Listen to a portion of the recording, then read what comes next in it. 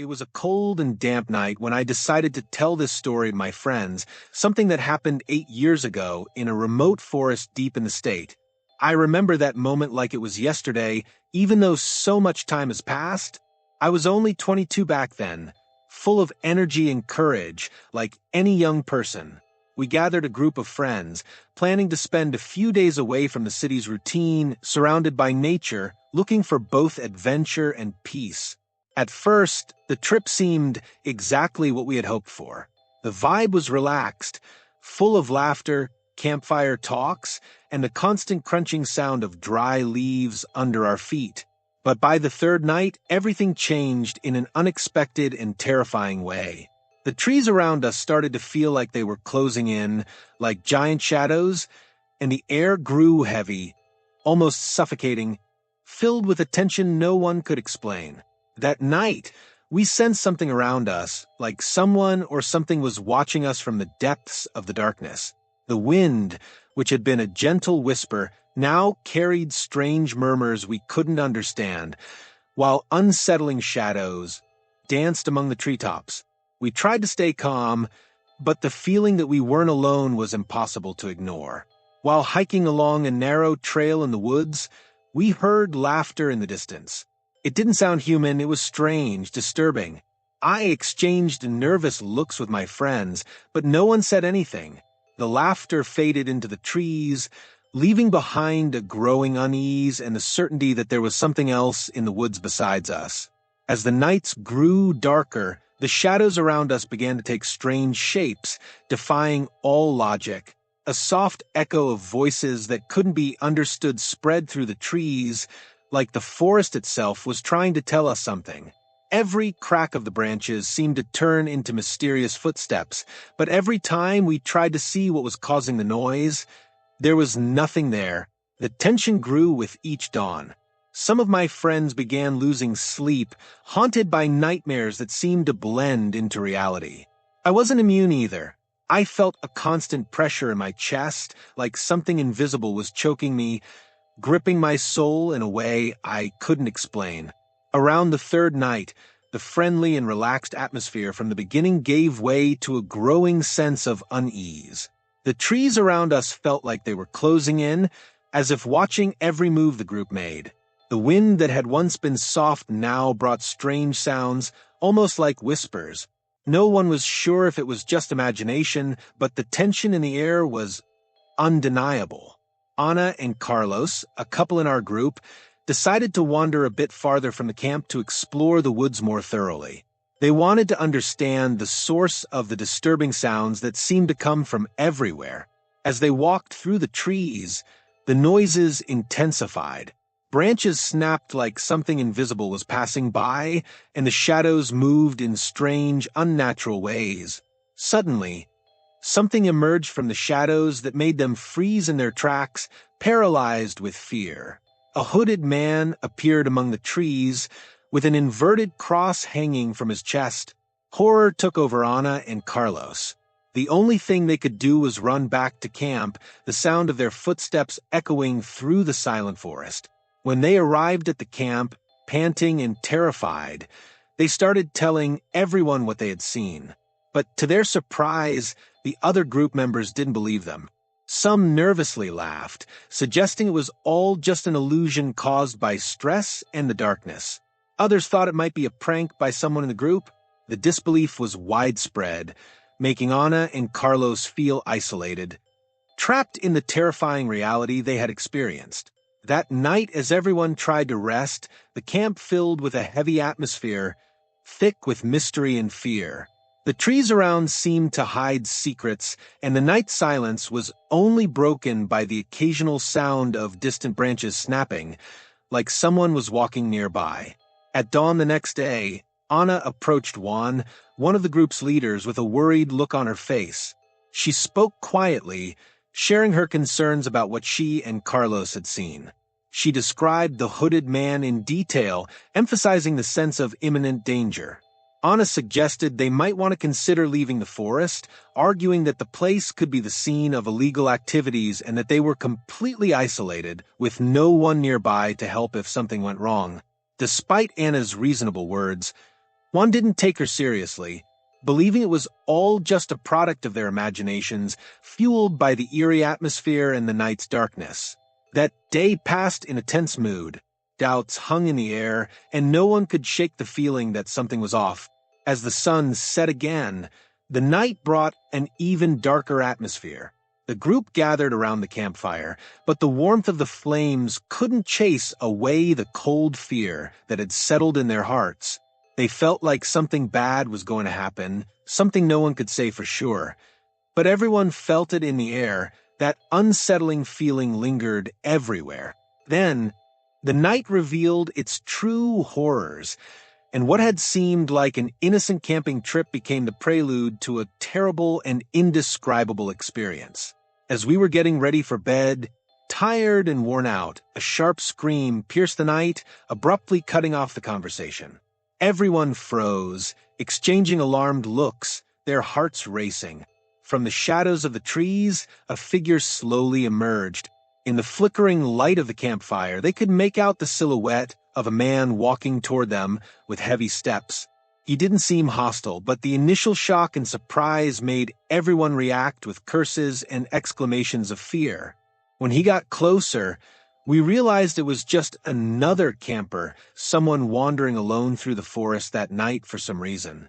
With a wide smile and bright eyes, he asked if he could join our group.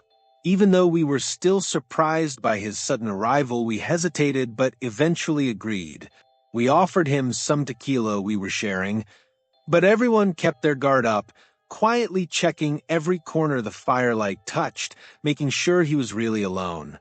Grateful, the man sat down with us by the fire, and between laughter and the unsettling whispers of the wind, he started telling his own story.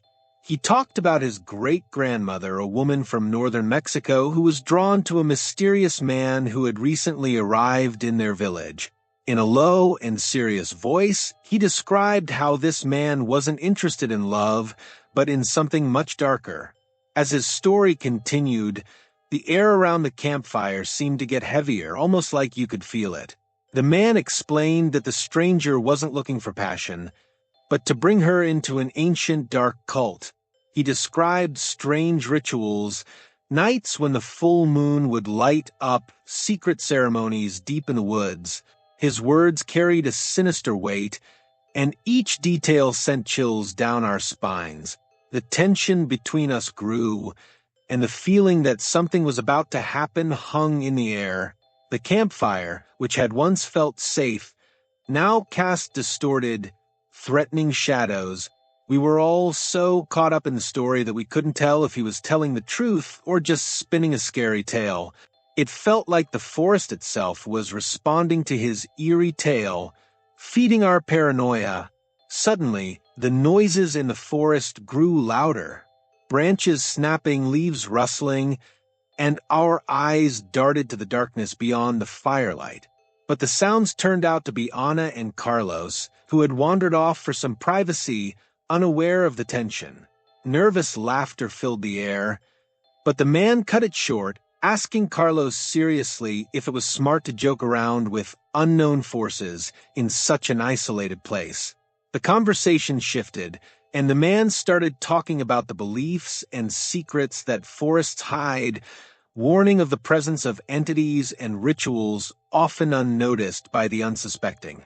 Carlos, still joking, tried to play it off, but the man's serious tone and the weight of his words started to build tension within the group. The fire was now our only source of light in the crushing darkness. The shadows around us seemed to move, almost alive, feeding off our uncertainty and fear. The man continued with his stories, each more terrifying than the last, talking about ancient legends and mysterious forces that dwell in remote places. As we listened, we began to realize that we might have gotten into something far more complicated and darker than we had imagined. As the night wore on and the fire slowly died down, we decided it was time to head to our tents. The temperature dropped fast, and the feeling of isolation got more intense. The forest was quieter than before, like it was holding its breath. As we got ready for bed, the man pulled some incense from his bag. Carefully, he placed them around the camp and lit each one, the scent drifting into the cold air. Curious, I asked why he was burning incense, and his answer was both intriguing and unsettling. With a serious look, he explained that the incense had protective qualities according to the traditions passed down in his family.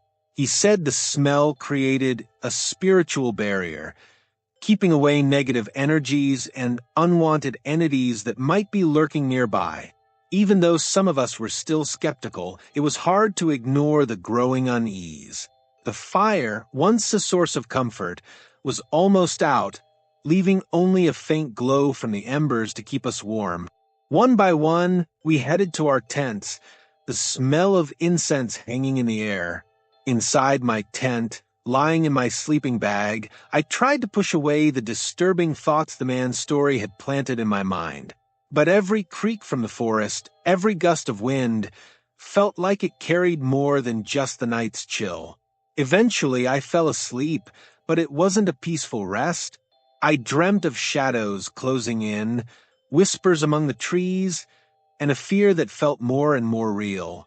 At dawn, we stepped out of our tents and realized the man was already gone. His departure was as quiet as his arrival, and while we felt a bit of relief, a sense of unease lingered. It was like a shadow had lifted, but something still felt like it was watching us from deep within the forest. With him gone, we decided to make the most of the daylight and explore the area around our camp. We split into two groups. Anna, her sister, and Carlos went toward a nearby stream, while I, Fabian, and Ken took the opposite path, making sure to avoid anything connected to the upside-down cross or the hooded figures. The day started off peaceful with the soft sound of leaves under our feet and the occasional bird call. We were trying to enjoy the moment and forget what had happened the night before. But that peace was quickly shattered when we saw Anna, her sister, and Carlos running back toward us. The fear on their faces was clear, and whatever they'd seen had scared them enough to make them rush back. Once they caught their breath, Anna, her voice trembling, told us what they had encountered. Not far from where they were walking, they saw the same hooded figure that had appeared in the man's photo, but this time it wasn't just watching from a distance. It was standing right in their path, almost like a dark warning. The feeling that something was stalking us from the trees grew stronger after we all heard a loud scream echo through the woods. No one could figure out where it came from, but we all heard it. The vulnerability crept back into our group, and confusion was written all over our faces. Even though it was daytime, we felt lost in a place we didn't understand, unsure of what creepy surprises the forest still had in store for us. When night fell, an unsettling mood took over the camp. Gathered around the fire, we talked about what had happened that afternoon, sharing our worries and thoughts about the strange man who had left. Livia's sister couldn't hide her concern. She thought maybe we'd made a mistake letting him go off alone, especially with the possible danger lurking in the forest. In the middle of our conversation, I heard something in the distance. It sounded like a harmonica playing a soft, familiar tune. But strangely, none of my friends seemed to hear it. Their faces showed confusion and nerves while I wondered if the forest was trying to tell me something. It felt like invisible voices were whispering secrets meant only for me. After talking for a while, we all agreed that it would be smartest to leave the forest before any potential danger could catch up to us. The safety of the group and the growing feeling that something was wrong led us to that decision, even though it meant cutting our trip short. We had planned so much for this camping trip, and it would be a shame not to enjoy it. In the early hours of the morning, I had to step out of my tent to use the bathroom. That's when I noticed something weird. Logs had been arranged around our camp, like someone was trying to block our way out. Looking closer, I saw human footprints leading into the forest. I immediately woke up my friends and shared what I'd found. The tension spiked, and our need to leave became urgent. But the fear of what could be waiting for us in the dark hung over us like a shadow, ready to swallow us whole. Just as we were getting ready to leave, heavy rain started pouring, making it impossible to leave that day. We all gathered in the largest tent where the 3 women in the group tried to stay dry. But the fear was real and none of us could sleep. The sound of the rain hitting the leaves outside mixed with our anxious thoughts, creating a terrifying soundtrack that seemed to mock us. That night felt endless. We were trapped, not just by the weather, but by an invisible force that wouldn't let us go. We needed to leave urgently, but every condition was working against us. As we waited for the storm to pass, one question stayed in our minds. What exactly was out there surrounding us in the darkness? The rain kept falling, turning the camp into a muddy, slippery mess. Inside the main tent where the 3 women huddled for protection, the 3 of us, Carlos, Lucas, and I, talked about the best way to deal with the logs blocking our exit, and how we could defend ourselves if we had to leave in a rush during the storm. Every move we made was followed by the constant drumming of rain on our tent, and the footprints, which had been curious before, were now deep marks in the mud, sending chills down our spines every time we looked at them. We spent the whole afternoon huddled in the tent, talking about how we'd leave the next morning if the rain let up. Anna and her sister Amanda were super anxious, convinced that the hooded figures had been following us since the moment we stepped into that forest. The air in the tent felt heavy, filled with fear and uncertainty. We decided that the guys would take turns keeping watch through the night, each of us staying up for a couple of hours, just to make sure nothing caught us off guard. My turn came around 4 in the morning. The rain was still coming down hard, but suddenly a sound cut through the constant rhythm of the drops. It was a harmonica, playing a sad and creepy melody. My heart started racing, and the tension in the air was almost unbearable. I woke up my friends, scared of what might be happening, and together we stepped out of the tent, ready to face whatever was waiting for us in the dark woods. To our surprise, when we stepped outside, the rain had eased up, but what we saw next was something we could have never imagined, not even in our worst nightmares. Right in front of our tent was an upside-down cross, twisted together from bent branches. And even worse, at the top of the cross was the head of the lone hiker, the one who'd left the camp, brutally impaled there. The horror of the scene was too much to handle. Anna and Amanda screamed in terror, while I felt my heart pounding so hard I thought it might burst out of my chest. Paolo, next to me, was in complete shock, his eyes wide open, unable to speak a word.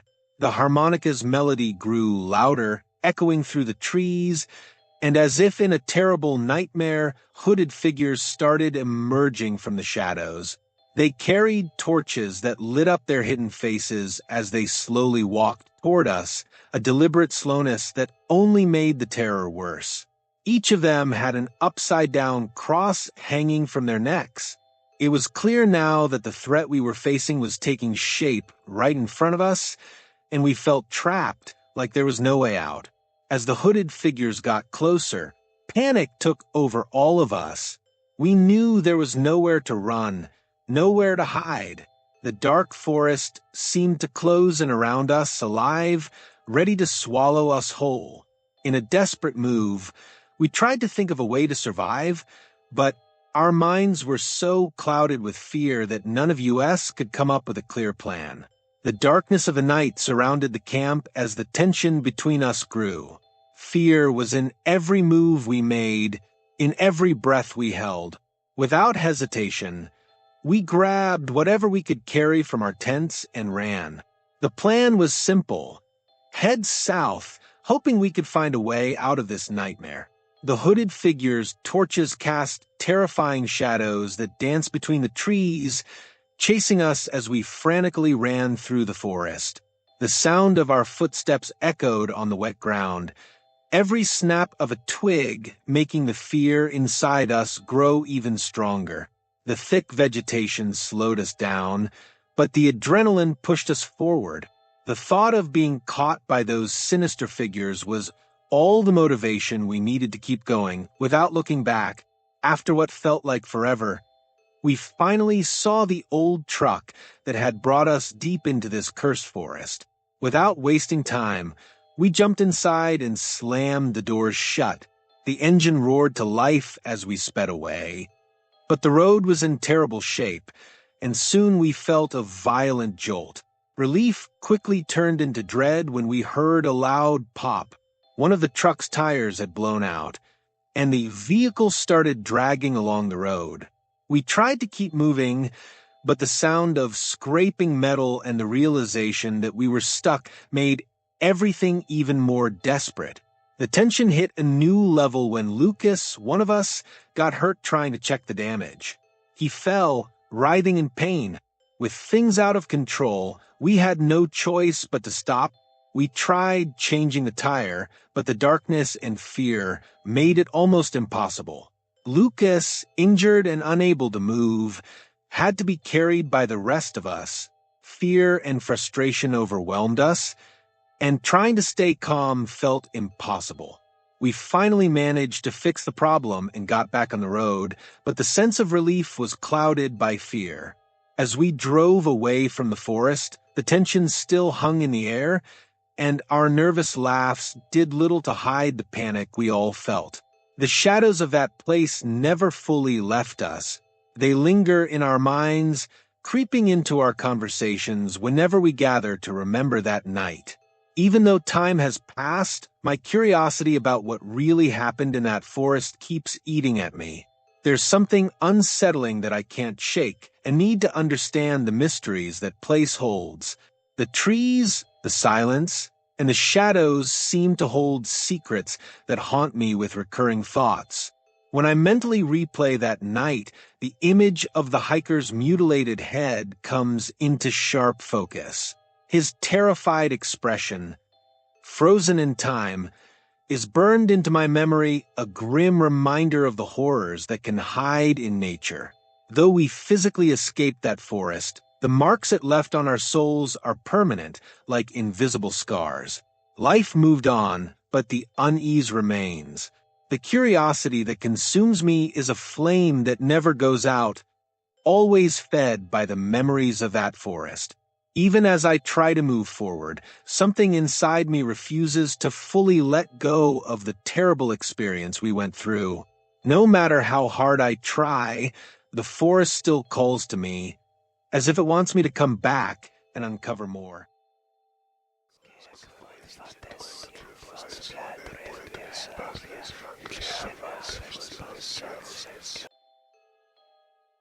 My name is Rick and I'm a wildlife photographer. I'm always looking for new experiences, and that desire led me to a new adventure. This time, I wanted to escape the noise of the city and enjoy some peace and quiet. So, I decided to take a weekend trip to a more remote spot in the middle of nature, since Dia de Muertos was coming up. I checked out a few options and found exactly what I was looking for. A cabin in the woods in Zacatecas, far from everything. The cabin seemed perfect.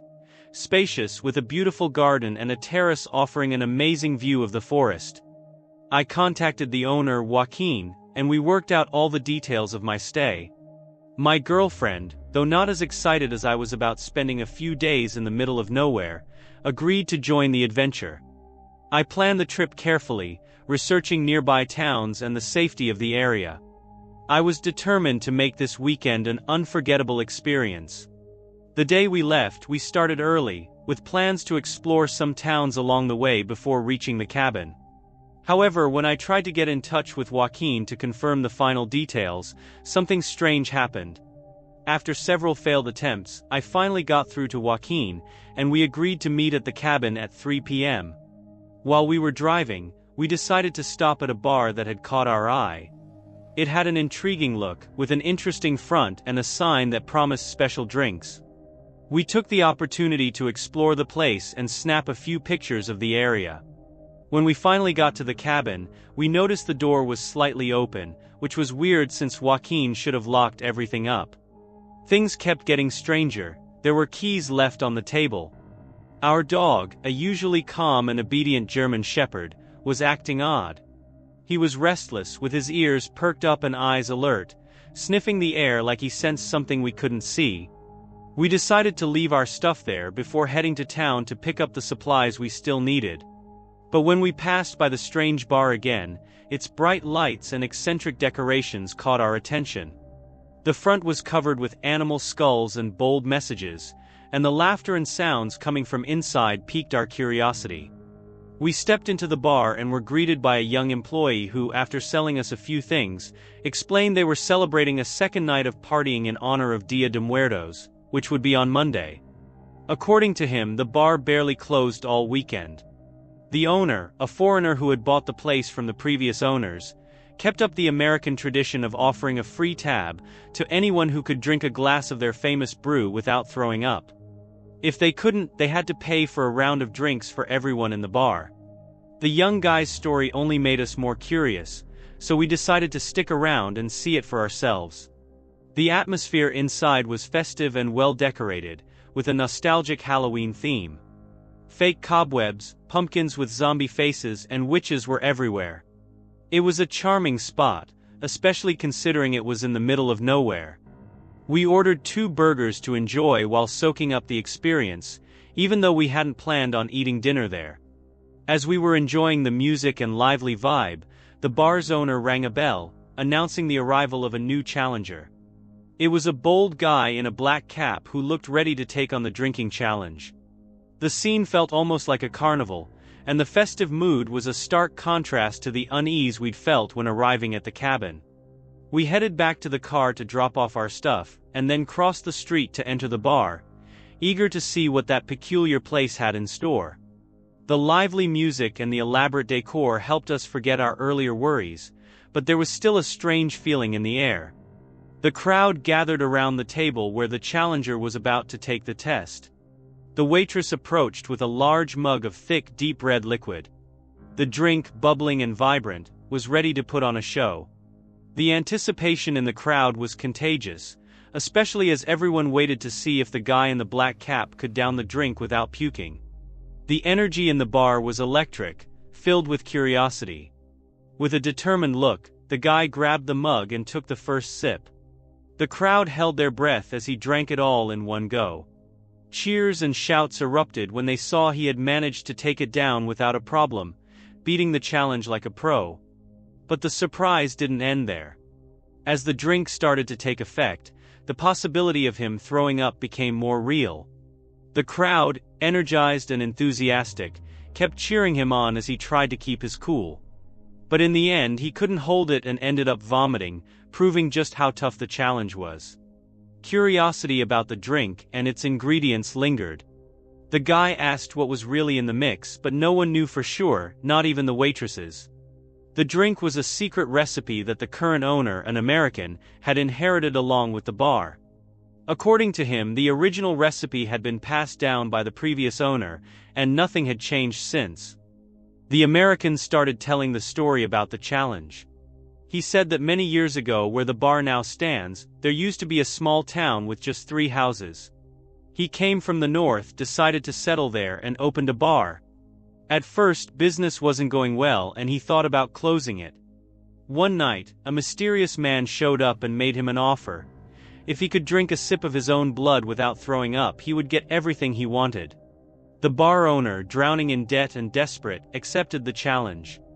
The mysterious man pulled a knife from his belt, cut his hand, and filled half a glass with his blood. The American drank it, fought off the urge to vomit, and completed the challenge. As promised, the mysterious man kept his word, and soon after they built a road in front of the bar, bringing prosperity to the area. The story spread, and from that challenge a drink was born. Soon the bar became famous.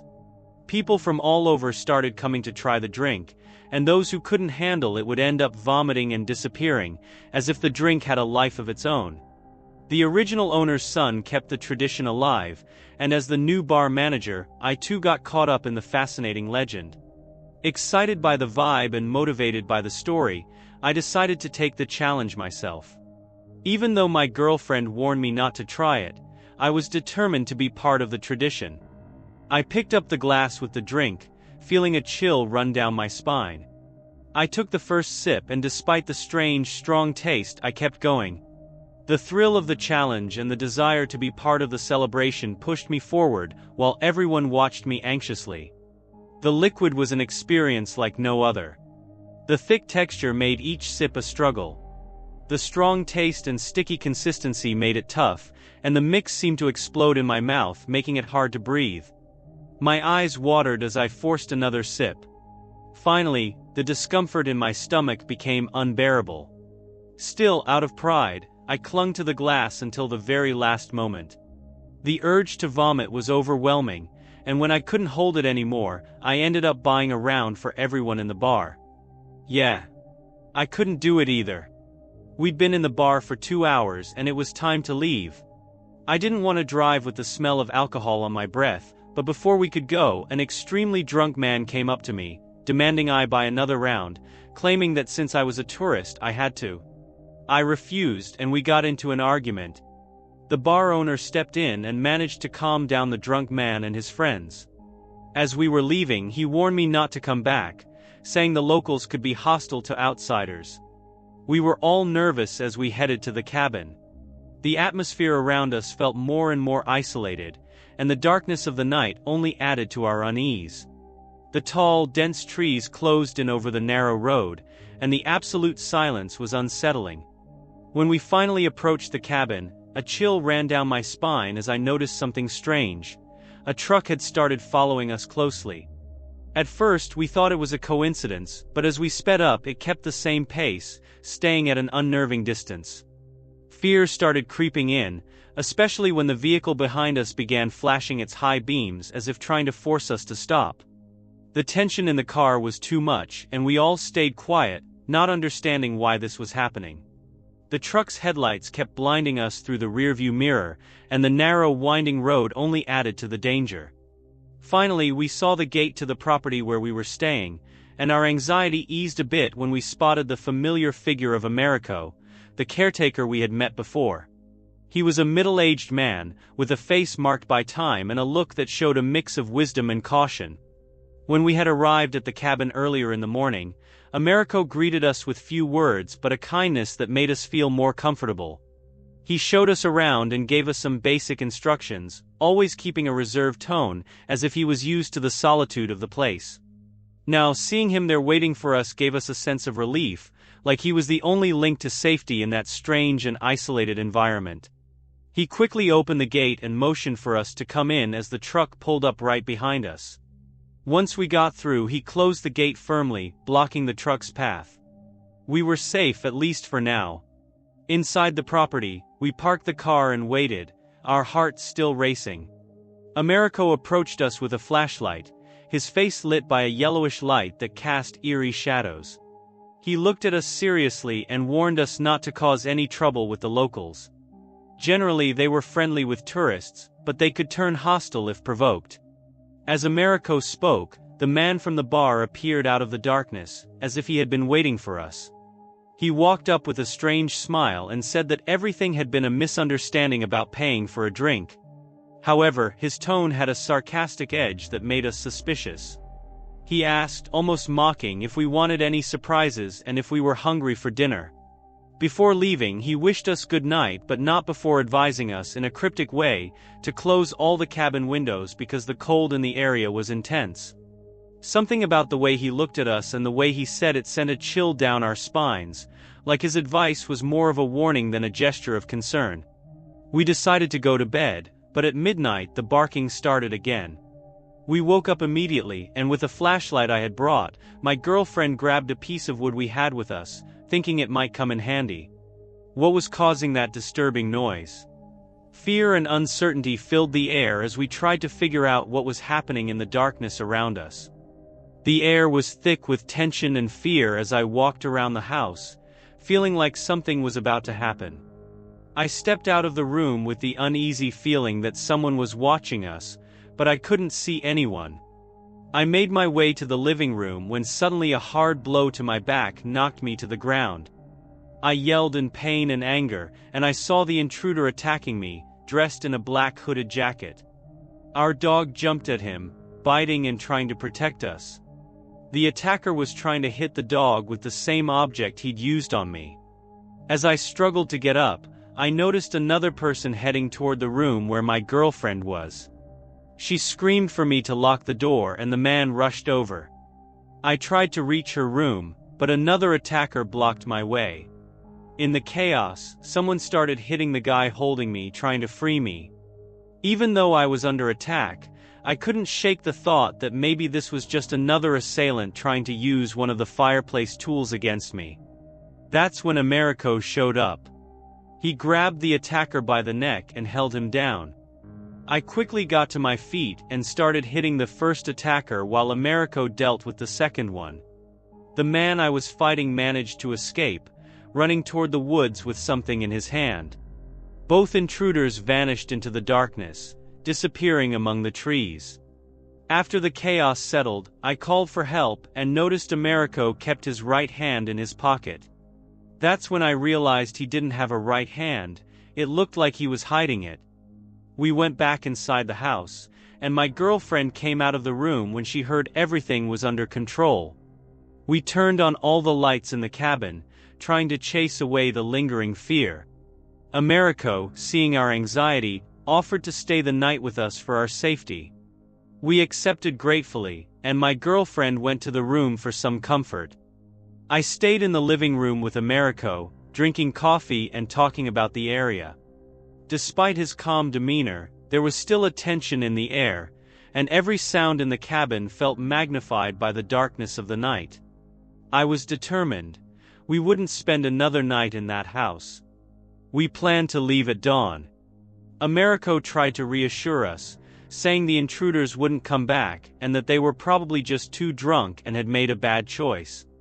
As we waited for morning, I asked Americo how long he had been working in the area. He said he had been at it for 50 years. I asked if he had family and he explained that they lived in Guerrero, a city far away, and that he lived alone. He had come looking for work but ended up staying in the area by chance.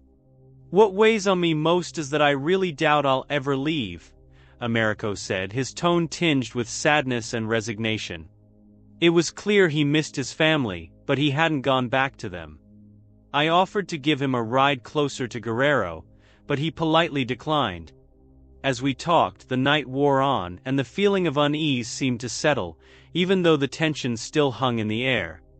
Americo kept sharing stories about the area, trying to distract me from the traumatic event we had just experienced. But amid the conversation, the fear and anxiety still loomed over us, making the urge to get out of there as soon as possible even stronger. The first rays of sunlight began to brighten the morning when Americo said goodbye to me. With a calm gesture, he assured me everything was fine and asked me to leave the keys in a specific spot. He would take care of the gate and the house later. We needed to leave immediately, so we gathered our things and placed the keys where he indicated. We left the property around 8 a.m., but my cell signal was still weak. We drove for nearly an hour until we reached a small town where we stopped for breakfast. It was then that my phone finally regained signal and text messages started coming through. I received 2 messages from Joaquin apologizing for the delay. He explained that there had been an accident on the road, and that they probably wouldn't arrive until after 5 p.m. A new text at 5:14 p.m. said they were stuck in traffic, but still hoped to get there before 7 p.m. They suggested we meet somewhere in town around 8 p.m. An hour later, I received a voice message saying Joaquin had tried to call me several times without success, and that he was waiting for me at the restaurant, La Crosse. At 9 p.m., another text apologized again for the delay and mentioned the unpredictability of accidents on the road. Joaquin offered to reimburse me but complained that I hadn't let him know if I was still waiting for him. My heart raced as I read the messages. I tried to call Joaquin but no one answered. I sent a text but again got no reply. So we decided to head back to the town and look for the restaurant La Crosse to find Joaquin. My girlfriend was worried and advised against going after him, arguing that he had already left us hanging and it wasn't our responsibility to find him.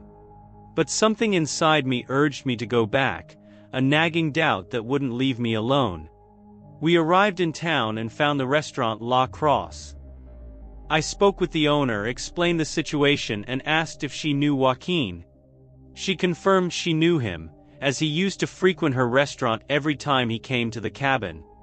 She revealed that Joaquin had waited all night for us and, since it was late, had decided to spend the night at the cabin.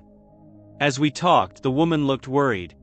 After hearing the whole story, she called her son and asked him to run to Joaquin's cabin. "I think something bad has happened," she said. Then, she offered to go with us to the cabin where Joaquin was supposed to be. On the way, our fear and worry grew. What could have happened? Why was Joaquin still at the cabin? Having the woman and her son with us was a relief, because just thinking about going back there gave us chills. My girlfriend was nervous, trying to calm herself, while I focused on staying calm and ready for whatever we might find. The ride felt endless, and the silence in the car made everything feel heavier. We reached the road leading to the property entrance, and the young man stopped to check the gate. He started looking around on the ground and asked me to look for signs of burnt grass, but I had no idea where to start. Suddenly I heard a voice saying, "Over here," and I started to follow the sound. We found a trail of burnt grass leading into part of the woods. In the distance we saw a dark spot near a tree. The young man hurried toward the burned area, and to our surprise we found Joaquin and his son Rafa, both unconscious and suffering from hypothermia. We quickly took them back to town, where a local nurse helped them. Little by little they began to warm up and regain their strength. While we waited for Joaquin and Rafa to recover, the woman with us shared an interesting story about the origin of the local legend. According to her, there was a man who lived in the woods, guiding souls for a mysterious being. This man had come to the town looking for work, but was mistreated by the locals. They mocked the way he spoke and the color of his skin, and he often faced aggression at the bar where he worked. Despite his suffering, he told everyone he was saving money to move to a better place, but his pay wasn't enough. One night, a man dressed all in black showed up at the bar and made an intriguing proposal. He asked if the worker would be willing to try a local drink known as blood of the individual. The man accepted the challenge, but not in the usual way. The stranger wanted him to drink the whole thing without throwing up. If he succeeded, he would get everything he had ever wanted. If he failed, he would have to work for him for all eternity without getting paid. Desperate to make money and escape his hard life, the worker took the challenge. The mysterious man gave him the drink, and he downed it in one go, showing no reaction. The worker, anxious and determined, fought to keep it down and not vomit to win the reward, and he succeeded. Finally, the enigmatic man granted him one wish. The man asked for a large sum of money to reunite with his family and leave the town. His wish was granted, and that night he entered the woods with the individual by his side, supposedly to dig up something important. The desire to escape his miserable life consumed him, and in return, he had to follow the mysterious being to fulfill the deal. With the story told, my worry about what had happened to Joaquin grew. Something very strange was happening, and the connection to the town's legends felt more real than ever. My girlfriend and I continued our journey, now with more questions than answers. The drive back to town felt even more mysterious, and the feeling that something was going to happen stayed with us as we drove down the road. As I listened to the story, I started to think about what had really happened to Joaquin and the implications of the legend. The night in Zacatecas was filled with thoughts about how close we had come to danger and the incredible story we had heard. A week after the incident, Joaquin called to repay me for the cabin rental and thank me for the help. He told me he had bought the property at a very low price, planning to live there when he retired. Despite warnings from the locals about strange events, Joaquin didn't believe until he experienced the stranger himself. On the night of the incident, Joaquin and Rafa arrived at the cabin, thinking I would never show up. They noticed a vehicle parked at the entrance and saw someone opening the gate. A limping man stopped them and warned that the place had always belonged to one owner with specific orders. The man blocked their path and forced them to veer off into the woods, all under the watchful eye of Americo, who seemed to be a constant presence. Later, Joaquin discovered that Americo wasn't just a caretaker. He was a spirit doomed to wander the region forever. He had been tricked by the mysterious man from the drink challenge, and had lost his soul to live trapped in that place. The townspeople said that the stranger had sold his soul for eternity, and that the challenge to drink the blood of the individual was a trap to lure brave souls. Did you like the video? Don't forget to give it a thumbs up and subscribe to the channel so you won't miss any chilling stories. If you enjoy tales of mystery and the supernatural, Chronicles of Fear is the right place for you. Leave a comment and share it with friends who also love a good scare. Until next time, stay alert. What you see may not be what it really is.